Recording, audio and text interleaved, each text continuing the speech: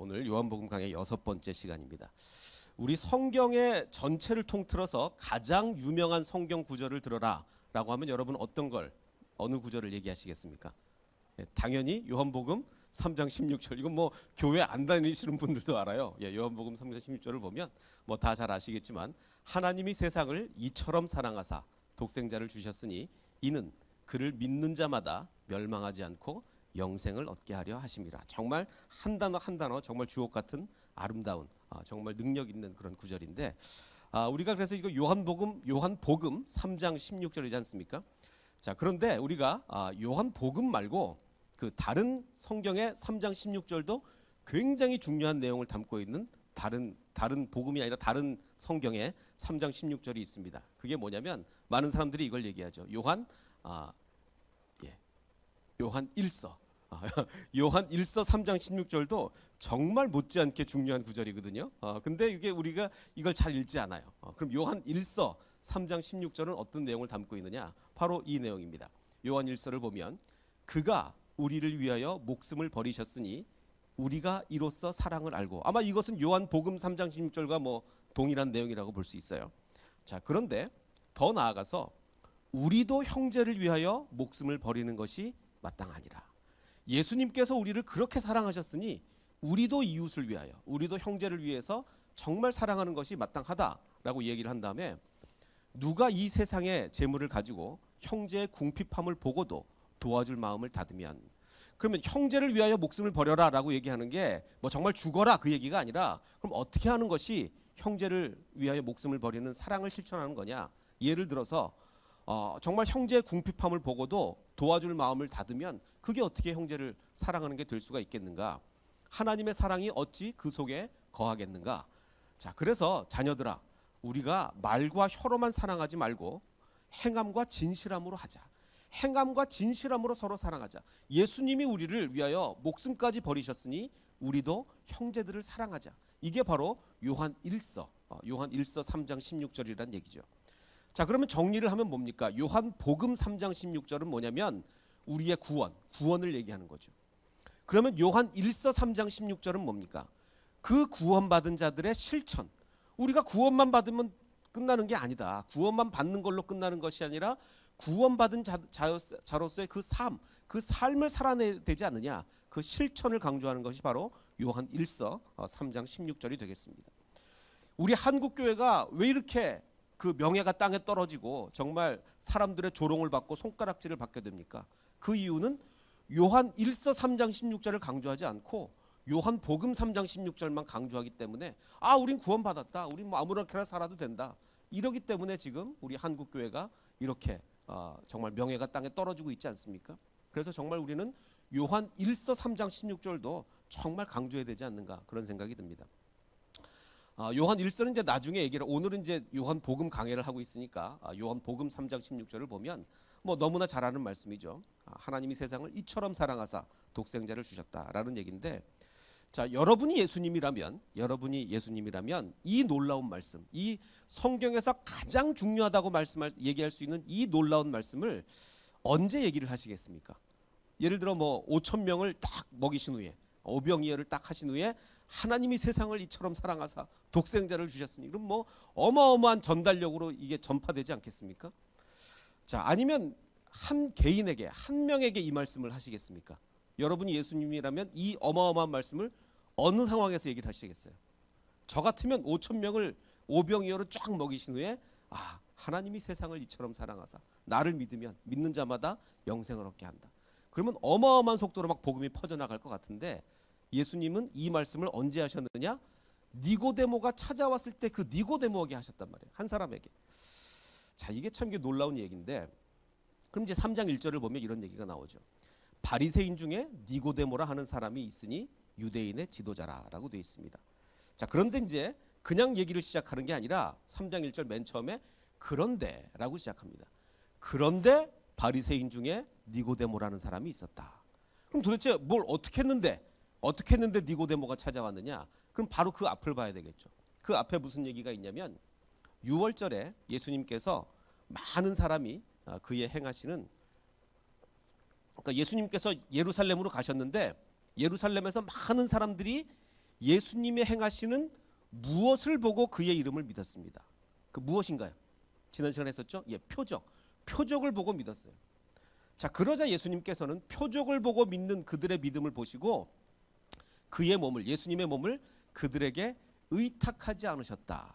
그래서 한국말 성경은 사람들은 예수님을 믿었다, 예수님은 사람들에게 의탁하지 않으셨다, 서로 다른 단어로 번역했지만 원래 헬라어는 어떻다고요? 같은 단어라고. 그래서 사람들은 예수님을 믿었지만 예수님은 그 사람들을 안 믿었다. 왜? 표적 보고 믿은 신앙이니까, 낮은 수준의 신앙이니까 예수님은 그들을 안 믿었다. 자, 그래서 그런데 바리새인 중에 니고데모라는 사람이 찾아왔다. 그러니까 이걸 두 개를 연결시키는 거예요. 그래서 이게 무슨 말씀이냐면, 사람들은 표적을 보고 예수님을 믿었고 예수님은 표적 보고 믿는 그런 사람들을 안 믿었는데 그런데 니고데모가 예수님을 찾아왔다.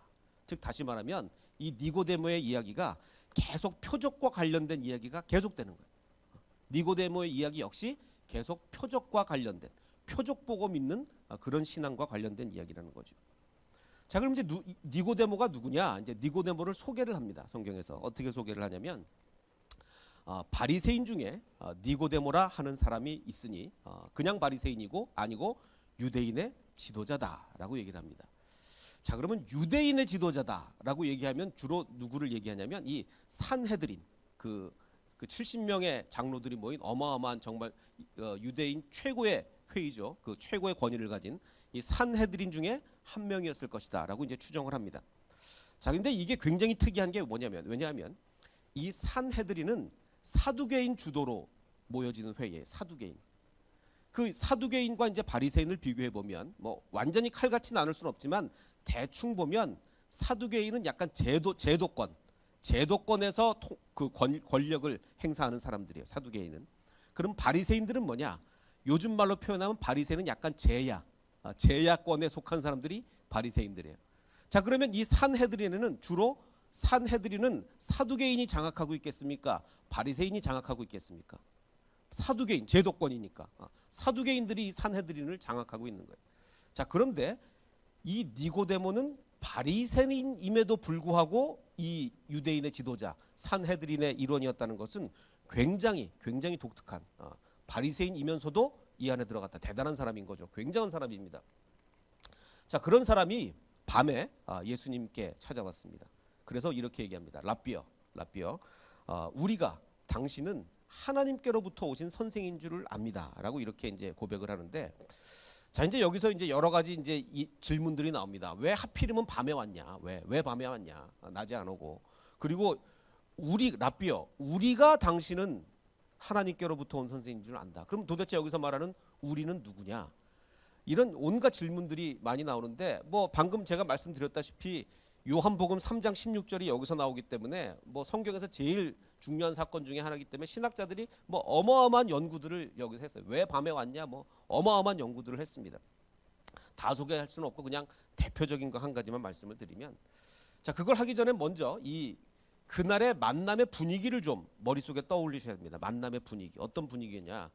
니고데모와 이제 예수님이 만나게 되는데, 자, 먼저 니고데모는 나이가 많을까요, 적을까요? 늙었을까요, 젊었을까요? 니고데모 젊었다. 젊은 사람들이 산헤드린에 들어갈 수가 없습니다. 거기는 뭐 장로 중에서도 최고의 장로들만 모이는 데기 때문에 젊은 사람들은 아예 산헤드린에 그 일원이 될 수도 없고, 나중에 이제 니고데모가 하는 얘기가 내가 늙었는데 어떻게 어머니 뱃속에 들어가냐, 이런 얘기를 하거든요. 그래서 아마 니고데모는 굉장히 나이가 많았을 거다. 그래서 좀 늙은 사람이었을 거다. 자, 반면에 예수님의 나이는 어떻습니까? 30살, 젊잖아요. 뭐 랍비라고 부르기가 참 민망할 정도로 아주 젊은 사람이고, 생긴 건 어떻게 생겼을까요? 생긴 거 예수님 이렇게 생겼을까요? 영화 배우? 자, 근데 우리가 뭐 예수님 하면 늘 이런 이미지를 떠올리는데, 제가 뭐 전에 말씀드렸나 잘 모르겠는데, 이거는 미국에서 만들어낸 예수님의 이미지고, 미국에서 만들어낸 예수님의 이미지고, 유대인들은 요즘이야 유대인이 전 세계로 흩어져 가지고 그 백인들하고 하도 많이 섞여 가지고, 유대인들이 백인들하고 섞여가서 우리가 유대인 그러면 백인 비슷하지만 그건 요즘 얘기고, 2000년 전에 예수님 당시에 그 유대인들은 절대로 이렇게 안 생겼단 말이에요. 절대로. 그래서 그 요즘 이제 그 학자들이 예수님의 원래 얼굴을 이제 복원을 했죠. 아마도 이렇게 생겼을 것이다. 아마도. 그래서 그 복원한 얼굴이 바로 이 얼굴이죠. 우리가 예수님 그러면 아까 좀 전에 처음에 나왔던 그 영화 배우 이미지를 빨리 버리셔야 되고 예수님 그러면 이런 이미지를 떠오르세요. 우리가 처음에 한 거는 그 미국 사람들이 만들어낸 예수님의 이미지란 말이죠. 자, 그러면 이 두 사람이 대화를 합니다. 두 사람이 대화를 하는데 이스라엘 유대인들은 우리 한국 사람들과 마찬가지로 이 장유 유서 굉장히 따집니다. 이스라엘 사람들은 어른들을 굉장히 존경할 수밖에 없어요. 자, 그런데 니고데모와 예수는 어떠냐? 먼저 니고데모는 최고의 권위를 가진 연륜 있는 신학자예요. 뭐 바리새인에다가 사내들인에다가 뭐 대단하잖아요. 뭐 엄청난 사람입니다. 최고의 권위를 가진 신학자예요. 근데 예수님은 누굽니까? 지금 목수 출신에다가 어디 하나 제대로 된 코스로 배운 것도 아니고 길거리의 사상가예요. 길거리 사상가. 그것도 나이도 새파랗게 젊은 30살. 원래는 이 분위기에서 두 사람의 대화 자체가 잘 안 되는 겁니다. 자, 그런데 이 니고데모가 예수님을 찾아와서 하는 말이 이런 고백을 하게 되는 거죠. 랍비어. 니고데모가 예수님께 랍비어라고 부른 다음에 우리가 여기서 우리는 이제 누군지 나중에 얘기를 하겠지만 우리가 당신은 하나님께로부터 오신 선생인 줄을 아나이다. 그러니까 굉장히 정중하게 얘기를 하는 거예요. 굉장히. 우리의 정말 이럴 수가 있을까 이렇게 차이가 많이 나는데 그거를 깨고 굉장히 정중하게 얘기를 합니다. 그러면서 하는 얘기가 하나님이 함께 하시지 아니하시면 당신이 행하시는 이런 표적을 아무도 행할 수 없습니다. 당신 지금 그 굉장히 많은 표적을 예루살렘에서 행하셨는데 하나님이 함께 하시지 내가 생각할 때 하나님이 함께 하지 않으면 이건 도저히 사람이 할 수 있는 일이 아니다. 한국말 성경에는 표적이라고 단수로 되어 있지만 원래는 these signs라서 그 복수로 되어 있습니다. 자, 그래서 이 말은 이것을 이제 무엇을 의미하냐면 예수님의 비범성, 즉 평범한 분이 아니고 정말 하나님께로부터 왔구나라는 그것을 인정하는 이 산헤드린이나 바리새인 중에 어떤 그룹이 있었겠죠. 그러니까 지금 니고데모는 나라고 안 하고 우리라고 하잖아요. 그러니까 여러 명이 있었던 것 같아요. 자, 그래서 근데 이 사람들이 우리는 예수를 하늘에서 온 어떤 특별한 사람, 아직 뭐 메시아라는 인식은 아직은 없지만 아주 특별한 하나님이 함께 하시는 특별한 사람이라고 생각한다라는 것을 공개적으로 드러내기는 좀 굉장히 부담스러울 겁니다. 왜냐하면 그 사두개인들은 예수님을 굉장히 안 좋아하기 때문에 그래서 아마도 이제 밤에 왔을 가능성이 많다고 이제 흔히들 이렇게 얘기를 하죠. 뭐 저도 이제 이 견해가 굉장히 신빙성이 있다고 봅니다. 자, 그런데 문제는 그럼에도 불구하고 여전히 이 사람들의 주된 관심은 뭐예요? 여전히 표적이었던 거예요. 표적에 굉장히 꽂혀 있어요. 표적을 보니까 표적이 대단하다. 자, 이것은 그래서 이제 예수님이 그걸 굉장히 지적을 하게 되는데 이건 뭐냐면 우리가 흔히 그 얘기를 많이 하죠. 견지망월이다. 손가락을 본다. 달을 안 보고 뭐를 본다? 손가락을 본다. 자, 원래 이 달이 예수님입니다. 달이 예수님인데 표적이라는 건 뭐냐면 사인이에요. 사인. 영어로 하면 진짜 사인입니다. 예수님을 가리키는 거예요. 예수님을 봐라. 즉 표적을 통해서 우리가 봐야 될 것은 하나님이 우리에게 구원을 주시는구나. 메시아가 오셨구나. 우리에게 새로운 삶을 살게 하시는구나. 그런 영적인 것을 봐야 되는데 표적 자체만을 보는 거예요. 그래서 이것을 우리는 그냥 견지망월이라는 얘기가 정말 딱 맞는 이야기인 것 같습니다. 그래서 이제 표적 얘기를 하고 이러니까 예수님이 하도 답답해서 니고데모에게 이렇게 얘기합니다. 예수님께서 대답하여 이르시되 예수님이 지금 요 단원에서 이 말씀을 자주 하는데 진실로 내게 이르노니 진실로 이거를 헬라어로 하면 뭡니까? 아멘 아멘 레고소이 진실로 아멘 진실로 아멘 아멘 아멘 아멘 아멘 레고소이 진실로 너에게 이르노니 사람이 거듭나지 아니하면 하나님의 나라를 볼 수 없느니라 라고 얘기합니다. 거듭나야 된다. 그 얘기는 지금 이 니고데모가 지금 거듭났다는 얘기예요, 못 났다는 얘기예요? 거듭나지 못했다는 얘기예요. 자, 근데 이게 좀 특별한 것이 예수 랍비어 나는 당신의 표적을 보고 왔습니다 라고 얘기하거든요. 표적을 보고.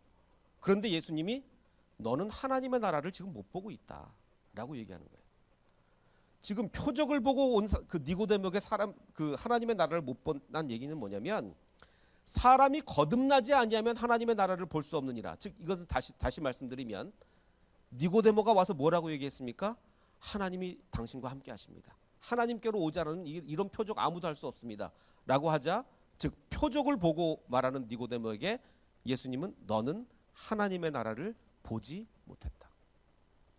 지금 니고데모는 봤다고 주장하는 거예요? 못 봤다고 주장하는 거예요? 봤다. 나는 표적을 봤다. 당신이 행하는 표적을 보고 왔다. 근데 예수님은 너는 지금 봤다고 얘기하는 거예요? 못 봤다고 얘기하는 거예요? 못 봤다. 하나님의 나라를 못 봤다. 표적만 봤지 하나님의 나라를 못 봤다라고 얘기하는 거예요. 이게 지금 어마어마한 얘기입니다. 왜? 니고데모는 이스라엘의 최고 종교 지도자예요. 바리새인이자 산헤드린의 일원이었으면 이스라엘 최고 종교 지도자였고 자기가 거듭나지 못했다, 무슨 뭐 하나님의 나라를 아직 들어가지 못했다, 상상조차 못하는 얘기입니다. 이스라엘 백성 다 하나님의 나라는 못 들어가도 누구는 지금 들어간다고 생각하는 거예요? 니고데모는 들어간다고 생각하는 그 상황에서 예수님은 거듭나지 않으면 하나님의 나라를 들어가지 못한다. 엄청난 얘기를 하는 거예요. 이것은 그 2장의 마지막 상황과 그대로 연결되는 겁니다. 2장의 마지막 상황 아까 뭐였죠? 많은 사람들이 표적을 보고 야, 나는 예수님을 믿는다.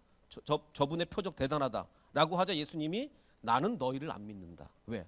너희의 믿음은 표적 보고 믿는 믿음이니까 라고 얘기한 후에 니고데모 상황에 가서 뭡니까? 니고데모가 봤다는 거예요. 나는 표적을 봤다. 그러자 예수님은 또 뭐라고 얘기해요? 너는 하나님의 나라를 보지 못했다. 믿는다는 사람에게 나는 너희를 안 믿는다 그러고 봤다는 사람에게 너는 하나님의 나라를 못 봤다고 이렇게 얘기해요. 이거 굉장히 두려운 얘기입니다. 왜? 우리가 와 하나님 오늘 제가 은혜 받았습니다. 은혜 받았습니다. 라고 하는데 예수님이 이렇게 얘기할 수도 있어요. 아니 너 은혜 못 받았다. 네가 받은 건 은혜가 아니야. 이렇게 얘기할 수도 있는 거예요. 그래서 이것은 굉장히 어떻게 보면 우리에게 두려운 말씀이 될 수도 있는 거죠. 자, 예수님이 약간의 그 언어적 표현을 좀 재밌게 쓰셨는데 헬라어 구문은 정확하게 일치하지 않지만 그 의미적으로 보면 이렇습니다. 그 니고데모가 한 말은 의미적으로 하나님이 함께 아니하면 아무도 이 표적을 행할 수 없다라고 니고데모가 얘기한 것에 대해서 예수님이 헬라어 표현은 조금 다르지만 의미상으로 거듭나지 아니하면 아무도 하나님 나라를 볼 수 없다. 같은 얘기죠. 그렇죠? 이 같은 얘기가 아니라 표현이 같죠. 하나님이 함께 아니하면 아무도 이 표적을 행할 수 없다라고 얘기하는 니고데모에게 아니 그게 아니고 거듭나지 아니하면 아무도 하나님 나라를 볼 수 없다. 이렇게 예수님이 말씀을 하신 겁니다. 우리 얼마 전에 그 참 처음에는 굉장히 안타까운 그 사건이었습니다. 우리 잘 아시죠? 그 7월 23일 날 조은누리 양이었던가 이름이 이 그 청소년이 산에서 실종이 되고 말았어요. 그래서 뭐 온 국민의 애를 태웠죠. 정말 발견돼야 되는데 막 엄청난 수색을 벌였습니다. 그래서 뭐 경찰관, 소방관, 군인까지 육군 37사단까지 동원이 됐고 뭐 경찰 그 군견, 경찰견 5마리 뭐 드론도 막 뜨고 잠수부까지 동원해서 물밑도 뭐 수색을 하고 이랬어요. 그래서 연 인원이 뭐 5,700명이 동원해서 찾았는데 결국 그래도 다행히 열흘 만에 발견이 됐죠. 그래서 이 아이를 찾은 분이 누구냐면 그 박상진 원사라고 합니다. 이제 직업 군인이시죠. 박상진 원사가 이제 군인이 이 아이를 찾아서 표창을 받았습니다. 표창을 받았는데 뭐 사람이 사실을 찾은 게 아니라 진짜로 찾은 건 누구죠? 개 이제 군견이 찾았습니다. 달관 이름도 좀 특이한데 달관이라고 하는 이제 군견이 찾았어요. 그래서 이제 이 그 포상을 받았는데 이 원사가 이제 그래서 신문에 났습니다. 뭐라고 났냐면 신문 기사에 보면 조은누리 양 발견한 박상진 원사가 표창을 받았다. 그리고 이제 그 강아지한테도 상을 줘야 될 거 아닙니까? 그래서 신문 기사에 의하면 군견 달관은 뭘 받았을까요? 네, 뭘 받았냐면 푸짐한 간식을 받았습니다. 아 그렇잖아요. 이게 그 원사는 표창장에서 주면 되는데 강아지한테 표창장 뭐 무슨 의미가 있겠습니까? 그 강아지한테 표창장 아무 의미 없잖아요. 그래서 간식을 준 거예요. 그래서 어떤 간식을 줬느냐 찾아봤더니 제가 개껌과 육포를 줬다 이렇게 이제 나오더라고요. 자 그래서 근데 우리 한번 가정을 한번 해봅시다. 어떤 가정을 해보냐면 경찰청에서 정말 우리 원사님께서 너무너무 수고를 하셨으니까 원사님께 상을 드리겠습니다 라고 경찰이 이렇게 얘기를 했을 때 이 그 박 원사님의 머릿속에 상 그러면은 개껌과 육포를 준다는 얘기인가? 이런 게 떠오르겠습니까? 나한테 주는 상, 강아지가 아니고. 아니잖아요. 말도 안 되잖아요. 누구한테 상을 주냐에 따라서 뭐를 주는지가 달라지죠. 자, 개한테는 개껌과 육포가 상인 거고 사람한테는 그 표창장이 진짜 상인 거죠. 수준에 따라 달라지는 겁니다. 자, 제가 이 말씀을 드리는 이유는 오늘 말씀의 핵심은 6이냐 0이냐 이 차이가 말씀의 핵심이에요. 차이가 엄청나죠. 육적인 것과 영적인 것, 그 수준의 차이가 얼마나 나겠습니까? 예수님께서 영적인 것을 계속 얘기하는데, 표창장을 얘기하는데 계속해서 개껌하고 육포를 생각하면 안 되는 거죠. 근데 지금 그거를 누가 하고 있냐면 니고데모가 지금 그것을 하고 있는 거예요. 표창장을 얘기하고 있는데 개껌과 육포를 생각하고 있는 거예요. 그래서 예수님은 하도 답답해서 이렇게 얘기합니다. 육으로 난 것은 육이요, 영으로 난 것은 영이다. 육을 아무리 갈고 닦아봤자 영적인 사람이 되지는 않는다.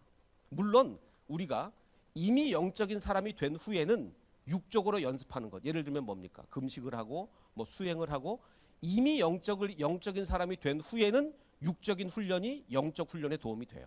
이미 영적인 사람이 된 후에는. 자, 그런데 그게 아니라 전혀 영적인 사람이 아니고 육적인 훈련만 해서 영적인 깨달음에 도달할 수가 있습니까? 없습니다. 육적인 훈련만 해서 영적인 깨달음에 도달할 수가 없어요. 근데 지금 그거를 생각하는 게 누구냐? 니고데모. 유대인들이 지금 우리가 율법을 통해서 이 율법을 계속 다 지키고 열심히 이것 지키고 저것 지키고 이렇게 하다 보면 우리는 하나님께 갈 수 있다라고 생각하는 게 니고데모인 거죠. 영적인 것을 생각하지 못하는 거예요. 그래서 예수님이 하도 답답해서 그래서 하신 말씀이에요. 사람이 거듭나지 아니하면 하나님의 나라를 볼 수 없느니라. 여기서 말하는 거듭이라는 그 헬라어는 아노덴 이라는 이 헬라어인데, 이것은 두 가지 의미가 있습니다. 어떤 의미가 있냐면 다시 태어난다. 거듭나지 아니하면이라는 이 거듭이라는 헬라어에 두 가지 의미가 있는데, 첫 번째는 한 번 더 다시, 두 번째는 위로부터 나지 아니하면, 즉 영적으로 나지 아니하면 하나님의 나라를 볼 수 없다. 다시 나라, 영적으로 나라, 이 두 가지 의미가 동시에 있는데, 예수님은 이 두 가지 의미 중에 이 둘 중에 하나를 의미했을까요? 둘 다를 의미했을까요? 예수님은 둘 다를 의미했죠. 다시 나야 된다. 근데 그 다시 낳는다는 것은 위로부터 영적으로 우리가 다시 낳는, 그렇지 않으면 너희는 하나님 나라를 볼 수 없다라고 영적인 의미를 담아서 예수님은 얘기를 하셨어요. 그런데 니고데모는 어떻게 알아들었냐면, 니고데모가 이르되 아니 사람이 내가 지금 늙었는데 어떻게 날 수 있습니까? 모태 다시 들어갔다 나오란 말입니까? 라는 질문을 합니다. 이 얘기는 그러면 니고데모는 다시와 위로부터 두 가지 중에 어떤 의미만 취했다는 얘기예요. 다시라는 의미만, 그러니까 육적으로만 해석을 한 거예요. 그래서 예수님이 계속 영적인 얘기를 하는데 니고데모는 계속 이걸 육적으로 받아들이니까 예수님이 하도 답답해서 예수님께서 대답하되 진실로 그 얘기를 또 내가 아멘 레고소이, 사람이 물과 성령으로 영적으로 나지 아니하면 하나님 나라에 들어갈 수 없느니라. 육으로 난 것은 육이요, 영으로 난 것은 영이다. 제발 영적인 사고를 좀 해라. 육적인 것으로는 결코 구원을 받을 수 없다. 영적인 눈을 떠라 라고 예수님이 얘기하는 거예요. 이거를 정리를 좀 해보면 그렇습니다. 예수님은 계속 영적인 얘기를 하는데 니고데모는 계속 육적으로 받아들여요. 정리를 한번 해보면 오자마자 니고데모가 하는 얘기가 하나님이 함께 하시지 않으면 이 표적을, 당신이 하는 표적을 아무도 할 수 없습니다. 굉장히 영적인 얘기 같지만 아닙니다. 이게 육적인 얘기예요. 와, 표적, 기적, 대단하다. 이 육적인 얘기입니다. 그러자 예수님이 거기에 대해서 영적인 답변을 어떻게 하시냐면, 아니다. 거듭나지 아니하면 하나님의 나라를 볼 수 없다. 영적으로 거듭나라. 그러자 이제 니고데모가 육적으로 다시 질문을 하는 거예요. 아니 내가 늙었는데 어떻게 거듭나냐? 어머니 모태 한 번 더 들어가란 얘기냐? 다시 한번 육적으로 얘기를 하는 거예요. 그러자 예수님께서는 또 거기에 대한 영적인 답변을 또 하십니다. 물과 성령으로 나지 아니하면 하나님 나라에 들어가지 못한다. 예수님께서는 믿었다라고 생각하는 사람한테 나는 너희를 안 믿는다. 그리고 기적을 봤다, 표적을 봤다라는 생각하는 사람한테 너는 하나님의 나라를 보지 못했다. 제가 아까도 말씀드렸듯이 이건 굉장히 무서운 얘기가 될 수 있어요. 우리가 은혜 받았다. 라고 얘기하는데 예수님이 네가 받은 건 은혜가 아니다. 그건 육적인 거지. 막 뭐 가슴이 뛰고 눈물 나고 감정적으로 북받쳐 오르고 그거 육적인 거다. 정말 주님의 뜻을 깨달아야 영적인 은혜를 받아야 그게 진짜 은혜지, 눈물 나고 감정 콧물 눈물 콧물 쏟는다고 그것이 은혜냐? 아니다 라고 얘기할 수 있다는 거예요. 이건 대단히 무서운 얘기입니다. 이스라엘 백성이 홍해바다 앞에서 우리가 잘 아는 사건이 벌어집니다. 바로가 이제 홍해바다 앞에 머물러 있는 이스라엘 백성에게 군대를 몰고 옵니다. 바로가 가까이 올 때 이스라엘 자손이 눈을 들어 본즉 애굽 사람들이 자기 뒤에 이르렀습니다. 이것은 영적인 눈을 든 겁니까? 육적인 눈을 든 겁니까? 육적인 눈이에요. 영적인 눈으로 들면 하나님이 보여야죠. 하나님의 계획하심과 역사하심이 보여야죠. 근데 이 이스라엘 백성들은 육적인 눈을 들어 본즉 뭐가 보이는 거예요? 바로가 보이는 거예요. 육적인 눈을 들면 홍해바다가 보이고 바로가 보입니다. 그러자 이스라엘 백성이 심히 두려워하여 여호와께 부르짖었다. 자, 부르짖었구나. 이거 영적인 거구나. 우리가 예배 때 기도할 때 새벽 기도할 때 뭐 철야 기도할 때 부르짖으면 다 영적인 겁니까? 아니요. 부르짖어도 육적인 겁니다. 왜? 부르짖음의 내용이 뭐냐면 모세에게 이르되 애굽에 매장지가 없어서 당신이 우리를 이끌어내어 이 광야에서 죽게 하느냐. 내용이 육적인 거예요. 내용이. 부르짖었다고 영적인 게 아닙니다. 그래서 지금 이스라엘 백성들은 육적인 관찰과 육적인 부르짖음을 하는 거예요. 전혀 영적이지 못합니다. 그러자 거기에 대하여 모세가 이렇게 얘기합니다. 모세가 백성에게 이르되 너희는 두려워하지 말고 가만히 서라. 가만히 서서 영적인 눈을 뜨라는 얘기예요. 영적인 눈을. 그래서 여호와께서 오늘 너희를 위하여 행하시는 구원을 보라. 너희가 오늘 본 애굽 사람을 영원히 다시 보지 아니하리라. 왜냐? 여호와께서 너희를 위하여 싸우시리니 너희는 가만히 있을지니라. 영적인 눈을 떠서 하나님의 구원하심을 보란 얘기예요. 물론 이제 홍해바다가 갈라지면 홍해바다 갈라지는 것을 육적인 눈으로 볼 것입니다. 자, 그런데 차이가 뭐냐? 육적인 눈으로만 보면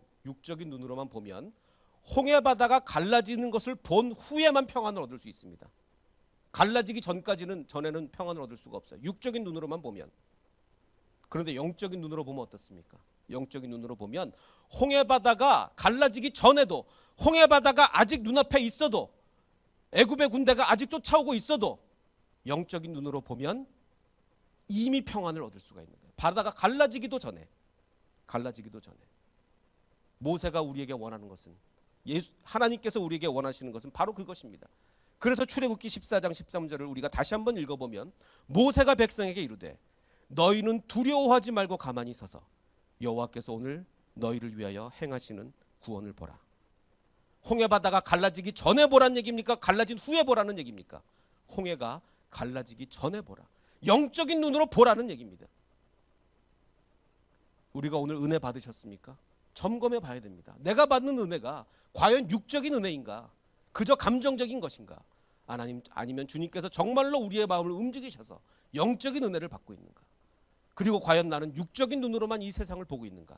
아니면 영적인 눈을 떠서, 육적인 눈으로는 홍해바다가 있고 애굽의 군대가 쫓아오고 있지만 영적인 눈을 떠서 하나님의 도우심, 하나님의 계획하심, 하나님의 구원하심을 볼 수 있는가? 영적인 눈을 뜨는 저와 여러분이 되시기를 주님의 이름으로 축원합니다.